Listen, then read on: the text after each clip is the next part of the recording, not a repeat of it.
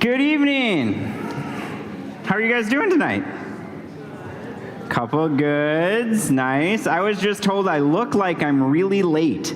I don't know what that means, but yeah, right? I did look like I was really late. Hey, a couple of announcements as we get started. Just wanted to let you guys know that we're excited that you're here for worship tonight. Tonight we're going to be continuing our theme, looking at everyday saints, examining some people that maybe you've heard of before, but talking about them in kind of a different way and looking into what their life of faith was all about. Tonight is Mr. Rogers. How many people know who Mr. Rogers is? For those of you not raising your hands, how many of you know who Daniel Tiger is? Yeah, all right. We're going to let Pastor Erica make that connection later on between Mr. Rogers and Daniel Tiger. If you open up your bulletin, you'll notice that we've got a little ad in here looking for some kitchen help. Here's the deal. I'm super fun and awesome, and so is the rest of the Vinje staff to a lesser extent, right? No one really hits my level. Wouldn't it be great if you could spend more time hanging out with me? We're looking for someone to kind of help us out in the kitchen. We're looking for someone to make food for our Loving Arms preschool ministry here. It's definitely not a full-time job. There's some flexibility in schedules, and you get to see me more than you currently do just by coming on Wednesday night, right? So it's kind of a win-win thing. So take a look at that. Let us know if you're interested. Lastly, if you swing back to the very back page, I don't know if you've noticed this before, there's a little QR code that's new now.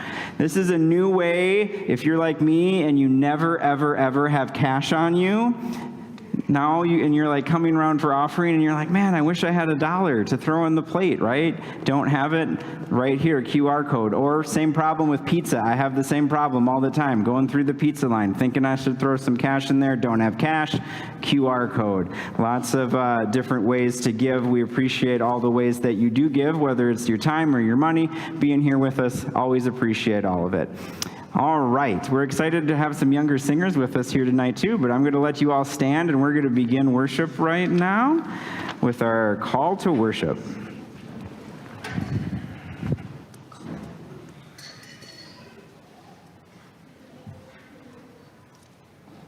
Good and gracious God, we come to worship knowing you are already here. Thank you for being with us in the goodness and ups and downs of today. Jesus, we ask you to give us kindness and courage to serve others boldly.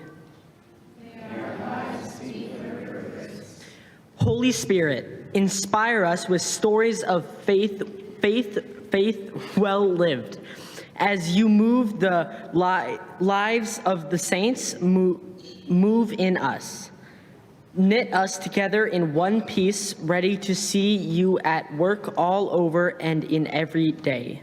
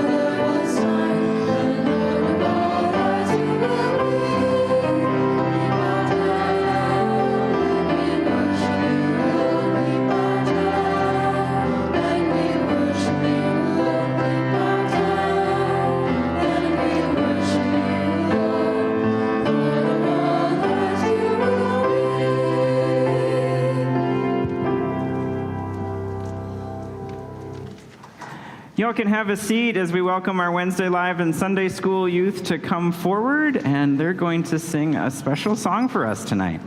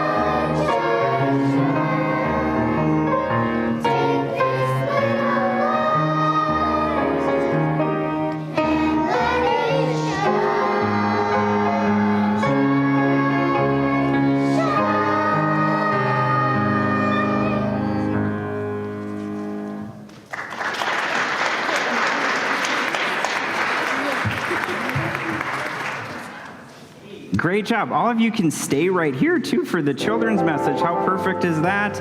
We're going to play a little song that will make your parents feel like children, and if there's any other kids that aren't up here, come on up. Go ahead, have a seat. Sit down on the steps.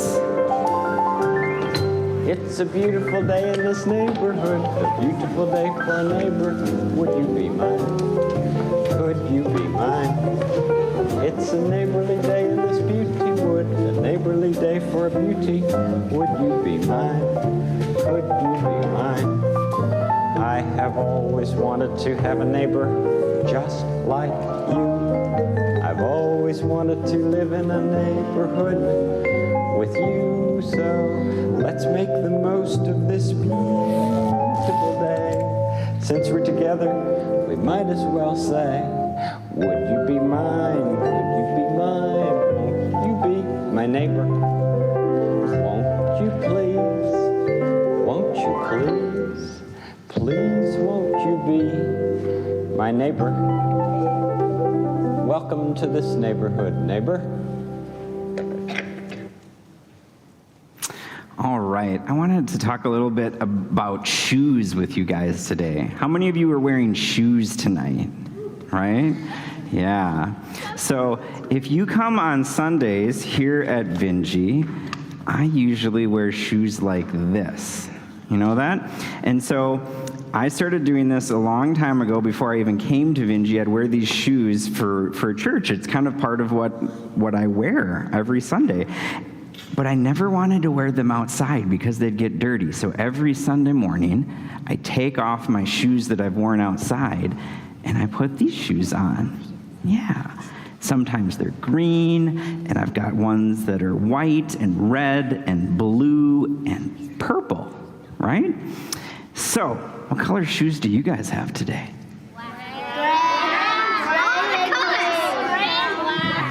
Wow. It's kind of like a big rainbow out there, right? So every day, do you guys have more than one pair of shoes? You have to make a choice? Yeah. Yes.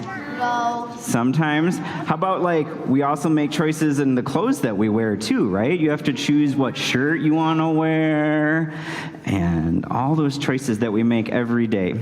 So, I almost got my second shoe on, right? My green shoes. So when we make these choices about what we wear for our clothes, a lot of times I think we think a lot about those choices, right?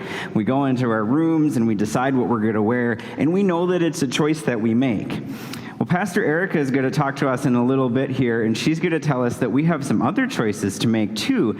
And the Bible even talks about them like that we put on these other choices, just like we are putting on clothes or shoes. I'm going to put these away for the rest of the night now because I've changed, right?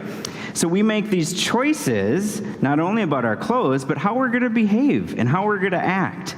And the Bible encourages us to make those choices to put on kindness and gentleness and some other things that Pastor Erica will talk about, but Pastor Justin doesn't remember right now, right? I'm good. Kindness and gentleness both on the list, though, so that's good. So every day, you guys will make a choice when you get up what kind of shoes you're going to wear, what kind of clothes you're going to wear, and how you're going to act. You can make the choice if you're going to be kind that day or not, right? So let's hope that we're choosing to be kind every day. All right, will you guys fold your hands and say a prayer? All the kids and everyone can all repeat after me. Hey, God. Hey, God. Thank you. Thank you For giving us choices. for giving us choices. Thank you for shoes and clothes and all the other choices we get to make.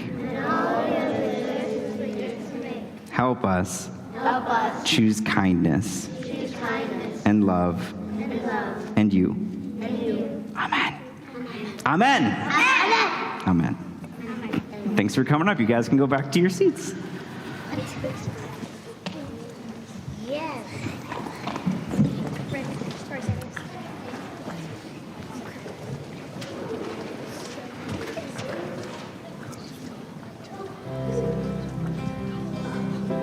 So you may be asking, what is a saint? All the while thinking, what does this have to do with me? Because to be a saint is to live a super holy, special life. And that doesn't sound like my life at all. And don't you have to be dead to be a saint? When actually, a saint is someone who has been claimed by God's love. A saint speaks the love of God in the way they live their life, through ordinary stuff and cool stuff too. We tell stories of saints whose lives spoke loudly the love of God, remembering also that God's love tells a story in your life, whether it's loud or not. And yes, some saints have died, but what matters is the way they lived. It matters how you live your life, knowing always God is with you, that you are loved, and there is love enough to go around.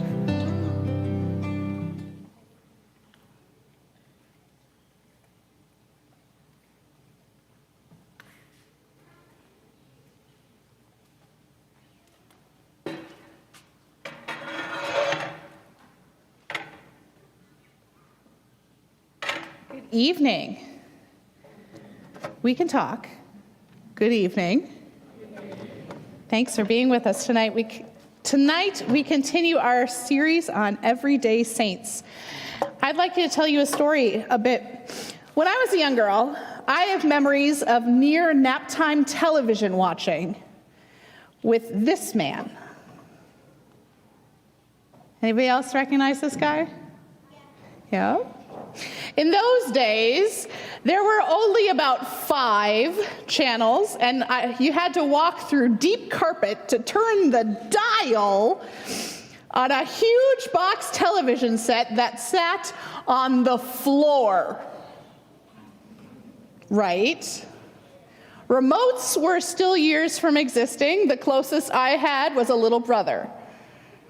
So there did exist channels like Disney and Nickelodeon which would have kids programming around the clock, but my family could not afford cable. So instead, there were small windows of time where kids' TV programs could be found.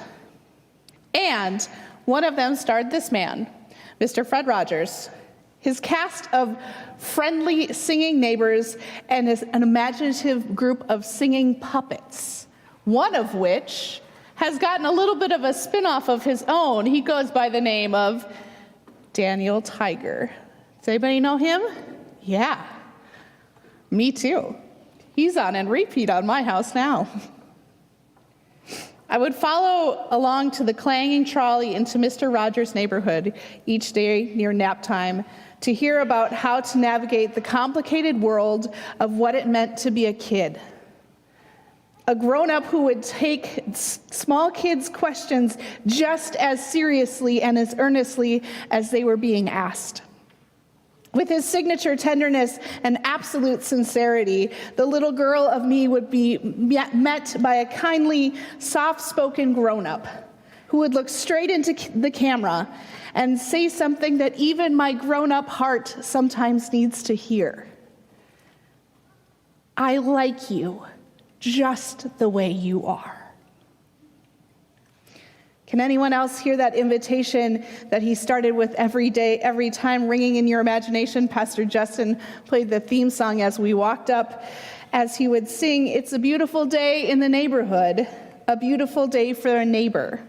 Won't you be mine? Could you be mine? Won't you be my neighbor?" And as he would sing, Mr. Fred Rogers would take off his sport coat and his outdoor shoes. He would zip up a hand-knit bright cardigan over his shirt and tie, and he would replace his dress shoes for tennis shoes. This magic transition from one world to the next was heard in absolute hospitality. It was now time to wonder, to learn, to listen, and to deal with the hardest stuff of what it meant to be a child. And there was that grown-up ready to listen. I actually did not love Mr. Rogers when I was a kid. His show was too slow. Anybody else? Just me?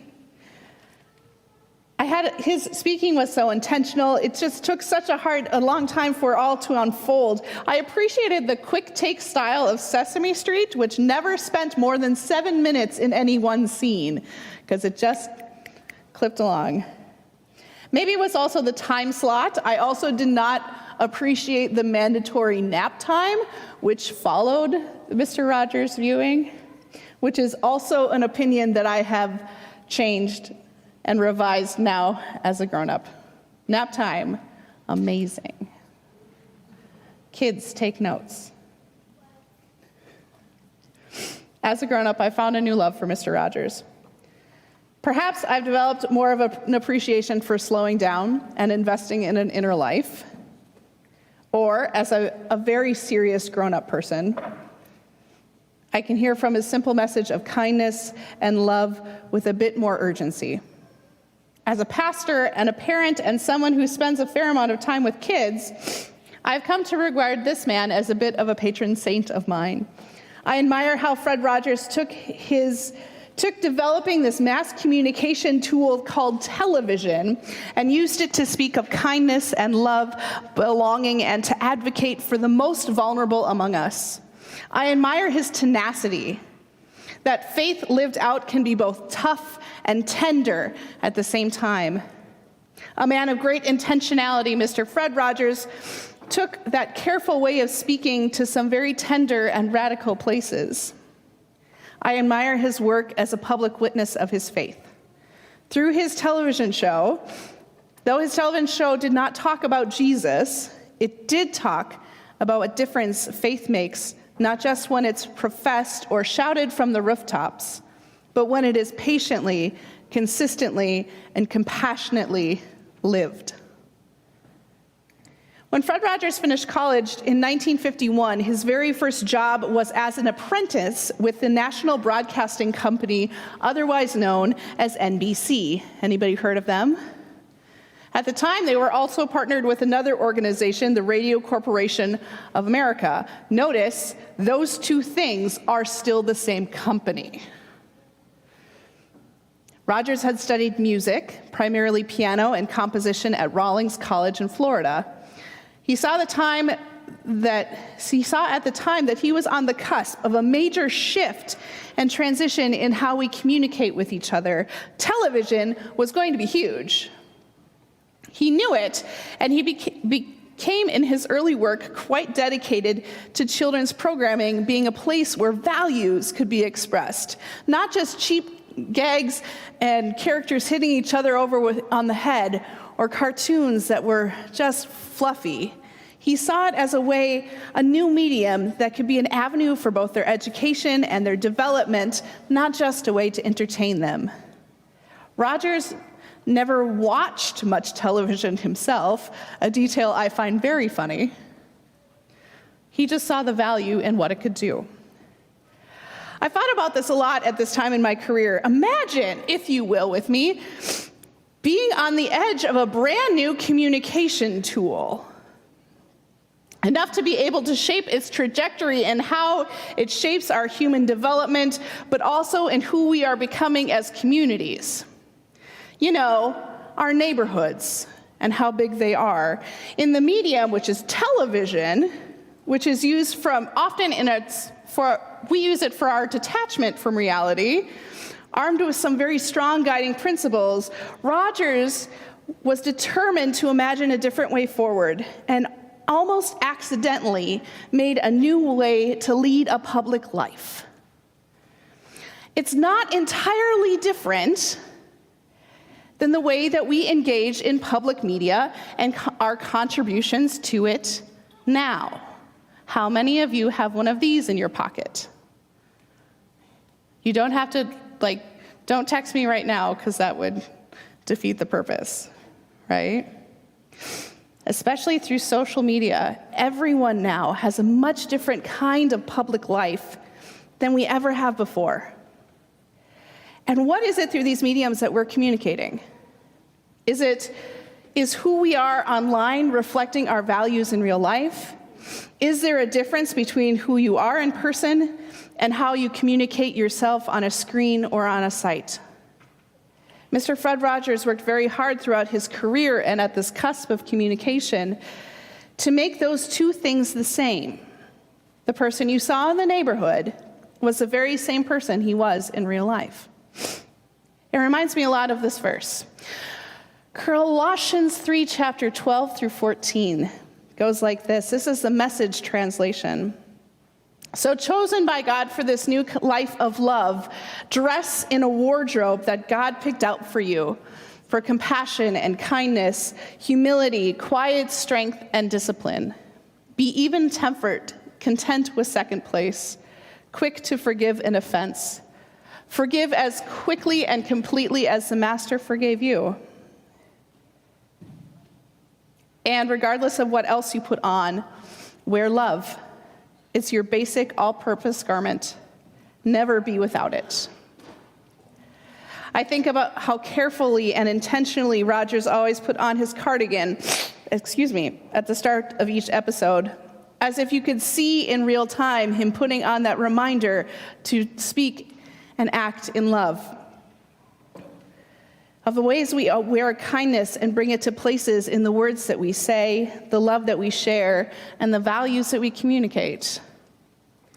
Mr. Fred Rogers was a man of faith, a detail which seems to be in the life he lived behind the camera. In the early years of television, he was still captivated by the idea that his television show was an on-air ministry. In 1955, he was working on a television show called The Children's Corner, and he was still feeling very tugged into ministry. He split the difference and enrolled part-time at Pittsburgh Theological Seminary. He could often be seen studying in the corners between takes on his show. He graduated in 1963 with a Master's of Divinity after 8 years of part-time studying. He is a lifelong Presbyterian. He would later become a member and sometimes preacher at the Pittsburgh 6th Presbyterian Church. Faith, for Rogers, was something which ought to bring all sorts of people together, not pull them apart. It isn't hard to listen to his work or watch his television show when he talked about being a neighbor. This isn't an accident. It's an expression of Jesus' greatest commandment, to love our neighbors as we love ourselves. His faith might not have been preached from pulpits, but it sure did influence his life work. Isn't yours a bit of the same? Not every person can stand up here and preach like this. I mean, you're welcome to any time. Please talk to Pastor Justin about that development program. That was funny. Come on, guys. But I bet that you declare the love of Christ in the way that you live your values, through your work, through your relationships, and through the love that you offer to others. Mr. Rogers taught me that faith does not need to be loud, that love actually speaks pretty well for itself. Kindness, love, and tenderness are universally understood. But tenderness and kindness, two values of Rogers' life, does not mean that he was meek. Mr. Rogers taught me that tenderness and boldness can exist together. He could be bold, like here. Let me tell you a story. In 1969, Mr. Fred Rogers was brought in to be the expert witness to a Senate hearing about forming a public network of television programming. Sounds great, right? But it was expensive. Mr. Rogers was pitted against a particularly budget-conscious, socially conservative gentleman named Senator Pastore, ironically. Rogers argued from what he was particularly passionate about, emotional regulation and peacemaking for children, he using television to not just educate their minds, but to also speak to their hearts. He listened and was respectful to the questions of the dubious senator, ending with an example, a song from the neighborhood about what do you do with the mad that you feel, illustrating to the senator just how this works. The famous last words of the senator goes like this: well, I think it's wonderful. I think it's just wonderful. Looks like you just earned $20 million. Which was the price tag for the federal funding needed to begin what we know as public television. Also worth noting, this footage is still on the internet and studied to this day by folks who look at what it takes to be authentic in branding and marketing. It is the most lovely, and it is more lovely than any other political discourse that I have seen before or since. Or there's this moment, also from 1969. 1 year after the assassination of Martin Luther King Jr., Mr. Rogers invited this man, Francois Clemens, who was a member of the cast who played a police officer in the neighborhood, to join him in soaking his feet on a wading pool on a hot day. All the while, debates about integrated swimming pools raged that summer. A kind and tender and bold Mr. Rogers broke the color barrier that summer on national television. Because kindness should be the first words we speak. To be a saint is to have your life proclaim the goodness of God. My everyday saint, who I admire for his value of imagination, wonder, and sense of play, I first watched on a television as a young girl. This man spoke to me a gospel truth, one that I have been shaped by my whole life long, one that I hope that I speak to you every single time I'm standing in front of you. It's simple, it goes like this: I like you just the way you are. A simple message dripping with grace. Tonight, my friends, I pray that your life will speak of love. May you, dear saint of God, put on, like a cardigan, love, tenderness, kindness.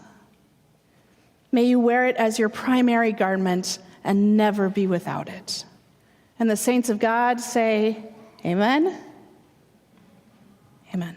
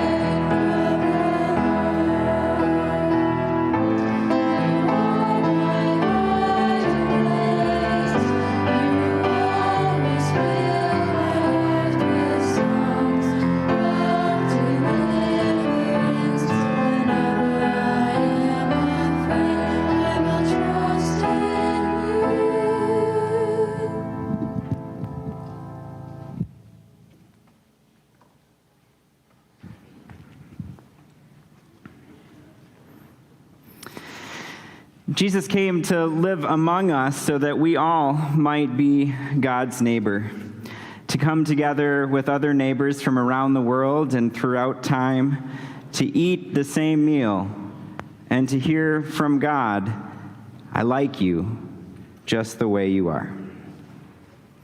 In the night in which he was betrayed, our Lord Jesus took bread and gave thanks, broke it and gave it to his disciples, saying, "Take and eat. This is my body given for you.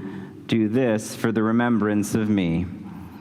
Again, after supper, he took the cup, gave thanks, and gave it for all to drink, saying, "This cup is the new covenant in my blood, shed for you and for all people for the forgiveness of sin. Do this for the remembrance of me."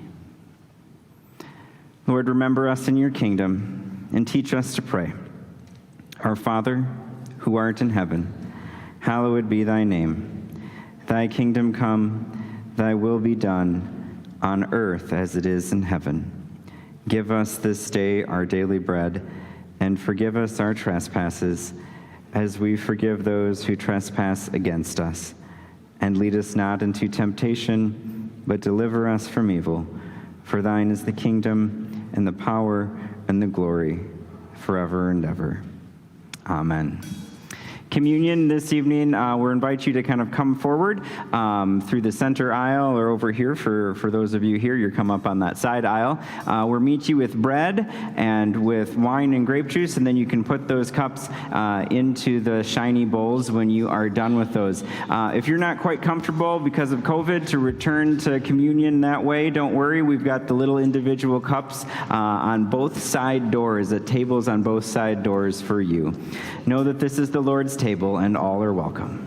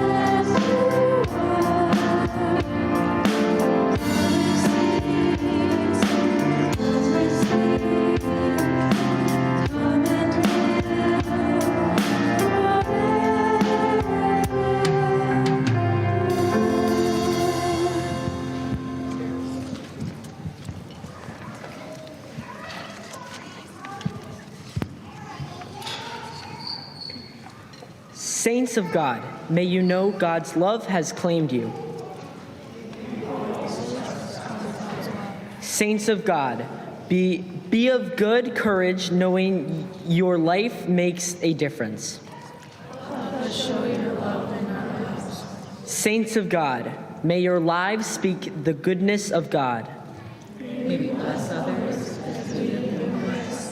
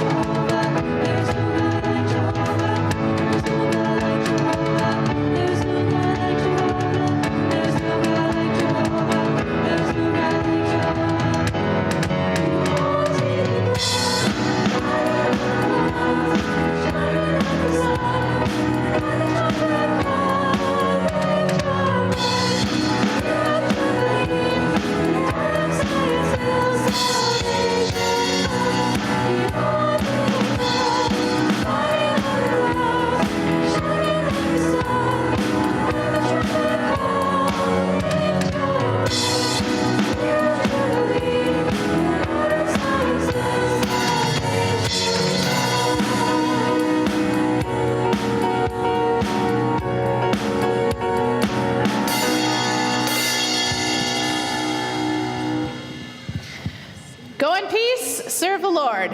Thanks be to God. Great job, guys. There's some donuts left in there if anybody wants a donut or didn't get a donut or like a tap.